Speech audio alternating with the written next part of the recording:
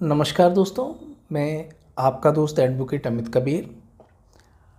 साथियों, आज के लीगल वीडियो के इस सेगमेंट में हम section 24 of Hindu marriage act 1955 को डिस्कस करेंगे, which talks about maintenance pendente lite and expenses of proceeding. इसका हिंदी में मतलब है कि वादकालीन भरण पोषण और कार्रवाइयों के खर्चे।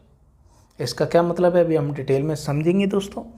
तो आज हम इस महत्वपूर्ण सेक्शन को डिस्कस करेंगे।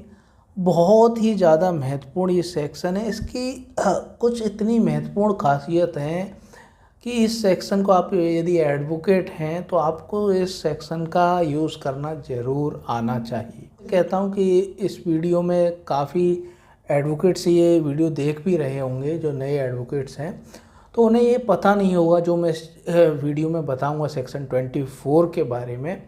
तो काफ़ी चीज़ें उन्हें पता नहीं हो सकती हैं, तो उनकी भी ये लीगल अवेयरनेस बढ़ेगी, लीगल नॉलेज उनकी बढ़ेगी। तो ये वीडियो बहुत ही ज़्यादा खास होने वाला है दोस्तों। तो दोस्तों हम शुरू करते हैं। तो दोस्तों सेक्शन 24 मेंटेनेंस एक्सपेंडेंट लिट एंड एक्सपेंसेस ऑफ प्रोसीडिंग, यानी कि वादकालीन भरण पोषण और कार्रवाइयों के खर्चे। तो दोस्तों इसमें जो सेक्शन 24 के अंतर्गत सबसे महत्वपूर्ण बात है, यहाँ जो मेंटेनेंस दिलाया जाता है, ज़्यादातर आप सेक्शन जानते हैं 12 DV 125 CRPC, तो इनके अंतर्गत केवल महिला को या कहें पत्नी को ही भरण पोषण का अधिकार है। लेकिन इस सेक्शन के अंतर्गत आप चाहे पति हो या पत्नी, यदि आप जो रिक्वायरमेंट इस सेक्शन के अंतर्गत बताई गई हैं उसका पालन करते हैं, तो आप ये जो इंटरिम मेंटेनेंस है, इस तरीके इसे हम कह सकते हैं, एक तरीके से इंटरिम मेंटेनेंस कह सकते हैं या टेम्पररी मेंटेनेंस कह सकते हैं, उसके आप हकदार हैं। आप एप्लीकेशन लगा के वो पा सकते हैं। तो दोस्तों आप समझ लीजिए कि respective of you are husband और वाइफ, यहाँ पर दोनों पति या पत्नी के कोई भी यहाँ पर ऐसा नहीं है कि केवल पत्नी को ही भरण पोषण दिलाया जाएगा, ऐसी बात नहीं है। यहाँ पर दोनों के लिए ये प्रावधान किया गया है। यदि पति भी है और उसके पास कोई इंडिपेंडेंट सोर्स ऑफ इनकम नहीं है अपना भरण पोषण करने में, वो अक्षम है, तो ऐसी परिस्थिति में पति को भी भरण पोषण दिलाया जा सकता है। तो पति और पत्नी दोनों में से कोई भी भरण पोषण पा सकते हैं। तो आपने समझ लिया कि who is entitled under section 24 of Hindu marriage act, ये आपने समझ लिया। अब जान लेते कि सेक्शन 24 की एप्लीकेशन लगाई कैसे जाती है। तो सेक्शन 24 की एप्लीकेशन स्वतंत्र तौर पर इंडिपेंडेंट इंस्टीट्यूशन ऑफ सूट के जरिए नहीं लगाई जाती है।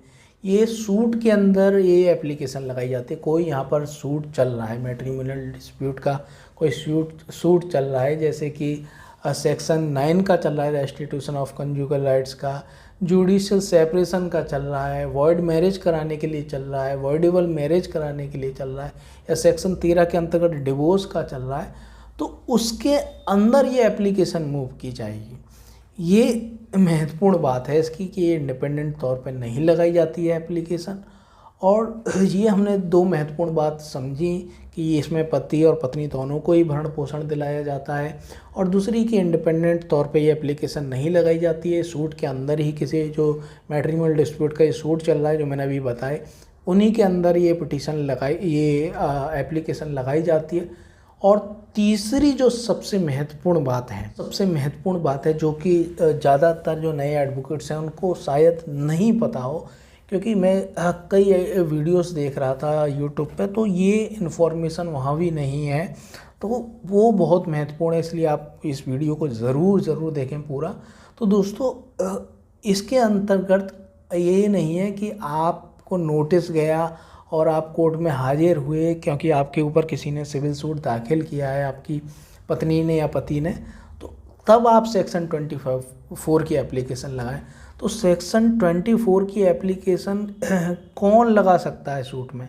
तो यहाँ पर पति पत्नी तो लगा सकते हैं, लेकिन पति पत्नी यहाँ पर मैं पूछना चाह रहा हूँ कि यहाँ पर प्लेंटिफ लगा सकता है या डिफेंडेंट लगा सकता है? तो इसका उत्तर काफ़ी लोगों को नहीं पता होगा।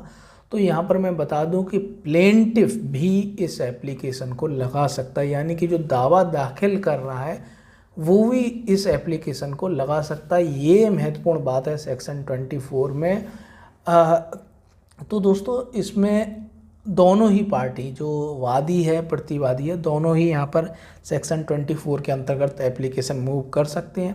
तो वादी कब लगाएगा, प्लेंटिफ कब लगाएगा, जो पति हो या पत्नी कोई भी, जो वादी है वो कब लगाएगा, जब वो कोई सिविल सूट फाइल करता है। जैसे फॉर एग्जांपल, तो यहाँ पर मान लेते हैं कि पत्नी फाइल करती है डिवोर्स का सूट, तो जब वो सूट फाइल करेगी तो उसी के साथ ही एप्लीकेशन सेक्शन 24 की मूव कर सकती है। वो एप्लीकेशन ये मूव कर सकती है कि मुझे ये मेंटेनेंस, एक्सपेंडेंट लिट और एक्सपेंसेस ऑफ प्रोसीडिंग सेक्शन 24 के अंतर्गत दिलाई जाए, या थोड़े बाद में भी कर सकती है दोस्तों। तो ये हमने समझ लिया वादी कब करेगा ये एप्लीकेशन मूव। अब प्रतिवादी जो डिफेंडेंट है, चाहे वो पति हो पत्नी, वो कब करेगा। तो यहाँ पर जैसे कि पति है, पति के पास नोटिस गया डिवोर्स का कि डिवोर्स का सूट चल रहा है, आप आइए, आप अपना जवाब दीजिए।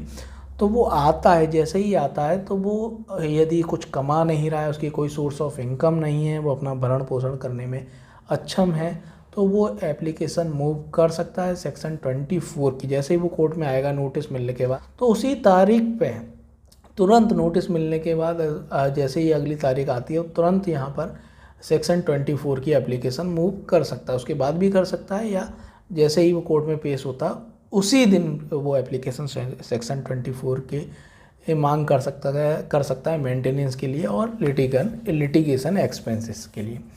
तो ये महत्वपूर्ण बात है। अब दोस्तों इस सेक्शन को थोड़ा सा हम समझ लेते हैं कि मेंटेनेंस एक्सपेंडेंट लिट का मतलब क्या है। इसका मतलब है कि ड्यूरिंग दी सिविल सूट, यानी कि जब तक वो केस चल रहा है, सिविल सूट यहाँ पर चल रहा है, जो मैट्रिमोनियल डिस्प्यूट है, जो भी हमने बात की, डिवोर्स का हो गया, सेक्शन 9 का हो गया, वर्ड मैरिज कराने का हो गया, तो जब तक वो सिविल सूट चल रहा है, यानी कि जैसे ही उसने इंस्टीट्यूट करने से लेकर जब तक वो फाइनल डिसाइड नहीं हो जाता है, फाइनल डिस्पोज ऑफ नहीं हो जाता है, चाहे उसका रिजल्ट कुछ भी आए, हो सकता है वो खारिज भी हो जाए, तो खारिज होने तक का ये मेंटेनेंस का प्रावधान करता है। या इसमें कोई डिक्री पारित हो जाती फेवर में, जैसे कि डिवोर्स के मामले में डिक्री पारित हो गई पत्नी के पक्ष में, तो डिक्री जब तक जिस तारीख को पास हुई है तब तक के लिए भरण पोषण का प्रावधान करता है। तो इसका जो नेचर है ये एक तरीके के इंटरिम मेंटेनेंस हम कह सकते हैं, टेम्पररी मेंटेनेंस कह सकते हैं। तो ये परमानेंट मेंटेनेंस नहीं होता है। During the pendency of suit ये चलता है, और जैसे ही सूट यहाँ पर ख़त्म हो जाता है, उसका जो भी रिजल्ट आता है, चाहे खारिज हो या जो रेमेडी मांगी गई है वो दे दी गई हो, तो यहाँ पर तब तक के लिए ये मेंटेनेंस दिलाया जाता है, ये एक्सपेंसेस ऑफ प्रोसीडिंग्स दिलाए जाते हैं। तो ये हमें समझना चाहिए। और एक और महत्वपूर्ण बात, इस तरीके के जब सेक्शन 24 के अंतर्गत ये एप्लीकेशन फाइल करने लगी, तो कुछ लोगों ने चालाकी की, जैसे कि डिवोर्स सूट डाला पति ने, और पत्नी ने तुरंत यहाँ पर आई, नोटिस प्राप्त हुआ, तुरंत कोर्ट में आई, सेक्शन 24 की एप्लीकेशन उसने मूव कर दी कोर्ट में। और जैसे ही उसने सेक्शन 24 की एप्लीकेशन मूव की, पति ने क्या चालाकी की, 2-3 तारीख के बाद उसने कोर्ट में ये प्रेयर लगा दी कि उसने 6 महीने के बाद, जो भी है एक निश्चित समय के बाद, उसने अपना दिमाग चलाया, उसने सोचा कि मैं इसे वापस ही ले लेता हूँ, मैं इसे लेता हूँ, विड्रॉल और प्रोसीडिंग कर लेता हूँ, तो मैं बच जाऊँगा, इसके जो मेंटेनेंस दिया जाएगा। तो दोस्तों उसने ऐसा करने की कोशिश, यदि वो ऐसा करता है तो इसमें ऐसा क्या हुआ, क्या उसे मेंटेनेंस नहीं देना पड़ेगा। तो दोस्तों जब तक सिविल सूट ये चला है, जब तक उसने विड्रॉल किया है उस तारीख तक का उसे मेंटेनेंस दिलाया जा सकता है। वो एप्लीकेशन उसकी सुनी जाएगी और उसे उस तारीख तक का मेंटेनेंस दिलाया जा सकता है, जब तक वो सूट चला, चाहे 6 महीने हो, चाहे 1 साल हो, चाहे 1.5 साल हो। तो दोस्तों इस तरीके की चालाकी दिखाई जाती है। तो कोर्ट भी इस तरीके से मामले हाई कोर्ट, सुप्रीम कोर्ट में पहुँचे, तो उन्होंने बताया कि जब तक सूट यहाँ पर रहा 6 महीने के लिए, 1 साल के लिए, तब तक का भरण पोषण यहाँ पर दिलाया जा सकता है, लीगल एक्सपेंसेस दिलाई जा सकते हैं। इस एप्लीकेशन को sale as far as possible, ये एप्लीकेशन डिसाइड की जाएगी कितने दिन में, 60 दिन में। जितना पॉसिबल हो सके ये 60 दिन में इस एप्लीकेशन को कोर्ट के द्वारा सेक्शन 24 की एप्लीकेशन को यहाँ पर डिस्पोज ऑफ कर देना है, तय कर देना है। ये महत्वपूर्ण बात है।